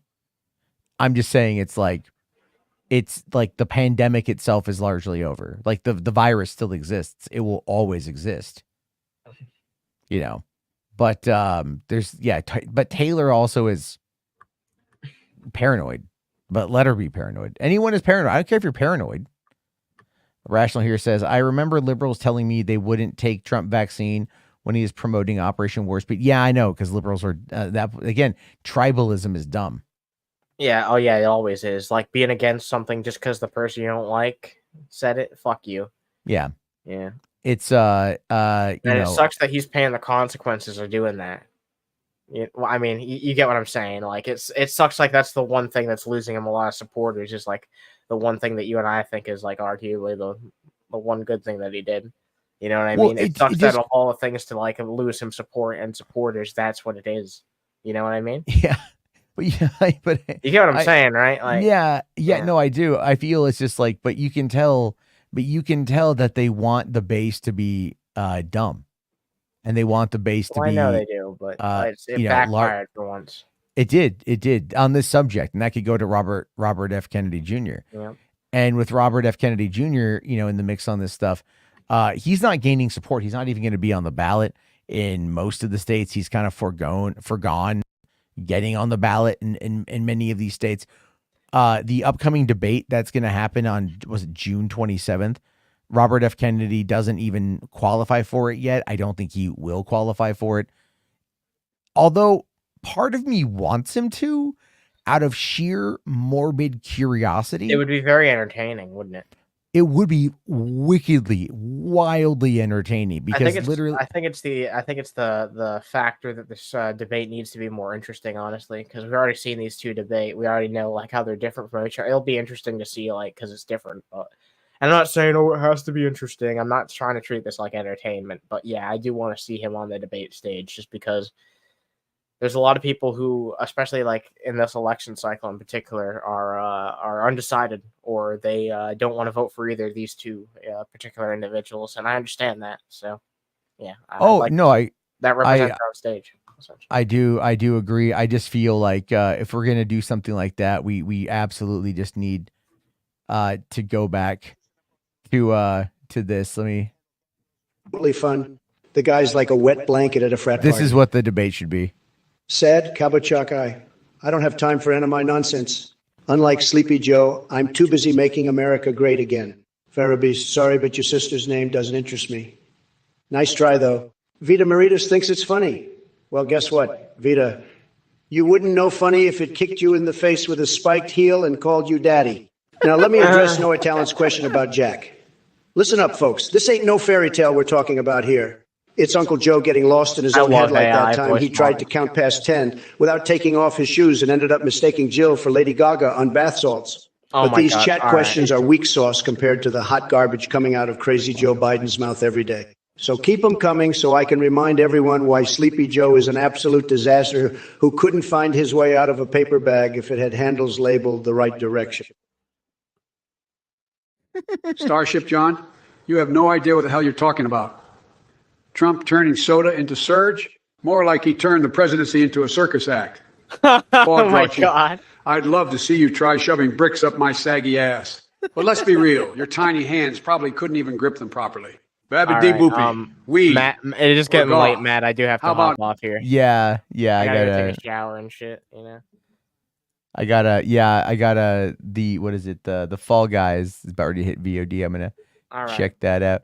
But yeah, it's I appreciate you popping on. Thank you very much. Yeah, have a good night, and thanks to everybody in chat for tolerating my presence as always. Have a good night. everybody. You know you're always welcome here. Yeah, guys, take it easy. Have a good I'll see you. Thank you. All right, Parallax here says same joke every 2 minutes. I mean, yeah, it's not as good as it was a year ago. I think they toned it down. A year ago, they're dropping F-bombs left and right. It was fucking amazing. It was one of the funniest things I've ever seen. Is Matt geriatric? No, Matt just as a whatever. So, but I agree with Vince here. The only choices being old and old suck. But at the same time, old and old is just kind of where we find ourselves. So we have to just kind of get through a couple more years of this shit. You know what I'm saying? But it's going to be fun. I think we're going to be fine. Hold on. There we go. A couple of these I missed here. So command unit for 2. Thank you. If nuclear war ends copyright laws, I am content. I mean, I'd much rather not nuclear war, but I see what you're saying. Otis here. I see ScarJo and I think herpes never looked so good. Ouch. Ouch, bro. That's fucking mean. Fuck. That's fucking mean. Scarlett Johansson is very attractive. I don't know what you're talking about. Also here, command unit. Copyrights make me want to live in North Korea. I mean, a little hardcore there. Definitely a little hardcore. Parallax here says Charbo's boomer mind and reflexes can't handle Doom Eternal. No, I just get like, look, Doom Eternal has some really solid moments in it. Doom has some really solid moments in it. My issue is not, it's just, I find it to be like too repetitive. You know what I'm saying? Like too repetitive. It's fun for like, it's fun to play. Like you play for a half hour, you put it down, you come back a couple days, play it again for a half hour. You make your way through it slowly. I think that works. Spherical Man says Scarlett is okay, but I'd take Mila Jovovich over her any day. Well, yeah, duh. So, but of course, Brandon here, we do have Scarlett as Alita 1 and transfer. Dude, come on, man. We're not talking about that. We're not talking about that. Brashler says Michael Moore is going after Biden lately, saying Biden will lose Michigan in November due to the Arab population not voting for him. I mean, we can afford to lose Michigan, to be fair. We have to win Pennsylvania, though. We have to win Pennsylvania. And I think that's on the horizon, to be honest with you. So, but we absolutely have to win Pennsylvania. I just, if we lose Pennsylvania, yeah, then it's going to be, Trump. Good old Trump. I don't know what I'm going to do if that happens, to be honest. I mean, I'll live my life, right? I have no choice but to live my life. We all have no choice but to live our lives, quite frankly. What's just really unfortunate about it all is that we're going to find ourselves in this wildly just unpredictable world. You know what I mean? We're just going to find ourselves in this space for so freaking long. It's just like, you think, I mean, you can almost argue that we had the benefit of a pandemic to distract us during the last year of Trump's presidency. But still, yeah. All right, Mo here for 2. Thank you. The Mossad left a burning bag of bagels at my door. That's kind of racist, isn't it? Rational here says, if Trump does win, Biden needs to look himself in the mirror and ask himself what he did wrong. Well, yeah, but I think if Trump wins, Hillary's gonna fucking go mental. That dude Vince says only one president has ever served 2 terms non-consecutively, and he had a Muppet named after him. I don't see that happening for Trump on Grover Cleveland. Yeah, I don't think so. I don't think so either. I look at, Trump has mental decline, but Biden really upped it, in regards to the State of the Union a few months back, right? And this trial is definitely going to hurt. It's definitely going to hurt Donald Trump. I'm gonna end it because I want to go watch a movie. However, I want to end it watching this near 4-minute clip. Have you guys heard about what happened with Rudy Giuliani? So Rudy Giuliani, by the way, we got like 93 people watching on fucking Twitter right now. Thank you guys. But Rudy Giuliani was being indicted by the state of Arizona over the whole election, the fake electors plot. And Rudy was hard to find. They couldn't find him. And so he was gloating that that they only have a little bit of time left to find him before they can't anymore. And they got him. So here is the Arizona Attorney General talking to Caitlin Collins, who looks like she's always stoned, talking about how they got Rudy Giuliani. Let's listen to this. Was absolutely the last of the 18 defendants here in Arizona to be served. All 17 others had accepted service, quietly, professionally, the way this usually happens. We had attempted on multiple occasions in multiple ways to serve Mr. Giuliani. Our agents had traveled to New York City to try to serve him. We were not allowed in his building there where he lives. We stayed there for 2 days. We mailed him a letter. We made phone calls. And then ultimately, we had to send agents down to Florida where he went most recently to serve him. It just happened to be Friday night, and it just happened to be apparently on his 80th birthday or 80th birthday party. How many times exactly had you tried to serve Giuliani before this? I mean, it's been 3 weeks since he was indicted. Yeah, it's been, over, like I said, over a series of weeks. I think Rudy Giuliani knows how this works. And obviously, as you know, he does a lot of podcasting. It's pretty easy to locate and to find, but he was not accepting service, and he was really dodging our agents. Is that how you had to find him? Basically, you had to look at his live streams and his podcast to figure out where he was? That's correct. I mean, we found him essentially through his live streams. He's not that hard to find, and so we did that, and our agents professionally served him after his birthday party, as the party was winding down, and as he himself was leaving the house that he was in. We gave him a copy of the papers, and he went along his way. Did the agents say anything about how he responded in the moment as he was being served? He not really, except he took the papers and proceeded to his car. I think he might have been a little bit surprised, but look, this is a serious case. We expect him to take it seriously. We expect him to be in court tomorrow. I mean, we are doing the initial appearances for 11 other defendants here in Phoenix tomorrow. We expect him to be the 12th. He can ask to appear virtually. We don't know whether he's going to do that or not, but we expect him to be the 12th defendant to appear in court in Phoenix. And to take this case seriously and professionally, and be. He's not going to take it seriously or professionally at all, right? He's like, you can't find me. You can't find me. I'm Rudy Giuliani. You can find me in a hotel room, like touching my penis. Rational here says the ICC issued arrest warrants for Netanyahu and company. Oh yeah, fuck, I heard about that. I like, and then like the condemnation from the world stage, right?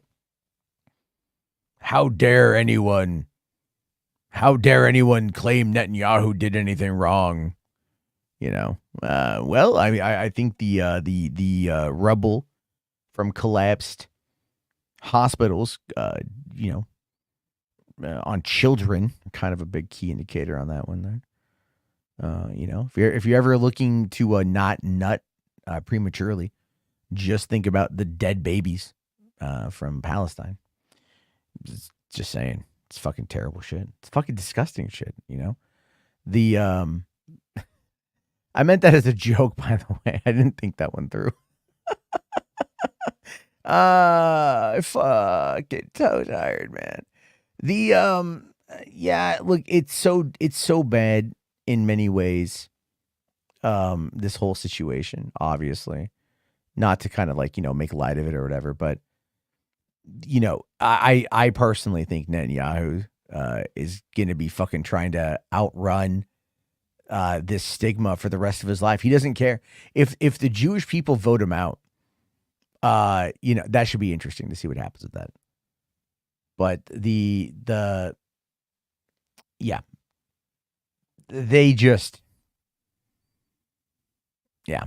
anyway. Biden said that the ICC was in the wrong, but Biden also said that the ICC was in the right when they went after Putin. Well, yeah, it's all about who's your ally, right? Like, what is it? Like the ICC is going after Netanyahu, and then all of a sudden the Iranian president or prime minister, whomever the dude in charge of Iran, dies in a mysterious helicopter accident while flying in a mountainous region of Iran in fucking fog, and he ends up fucking crash landing. Or they crash and they all burn. A lot of people were like, you think it was Mossad? I think a lot of people think it was Mossad.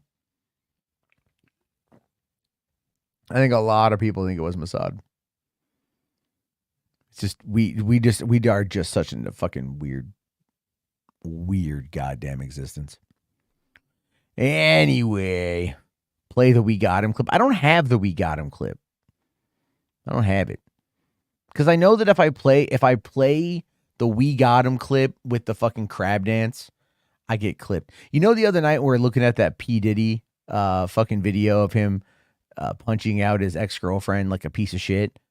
I got a copyright claim from Rumble, of all places, trying to say that it's like someone Rumble copyrighted that. It's a CNN clip. And Rumble is like, I own this. Thank you. The Iranian president got Kobe'd. Oh, bro, too soon.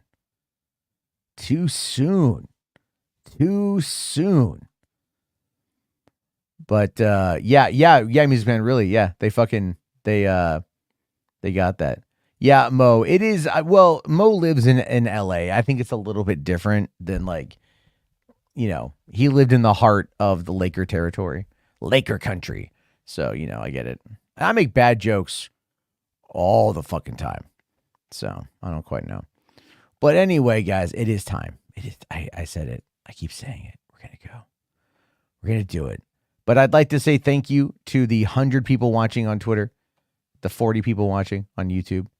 It is always fun to talk a lot of shit in many different ways. And so I'll talk to you guys probably tomorrow. Have yourself a great night, everybody. And peace out.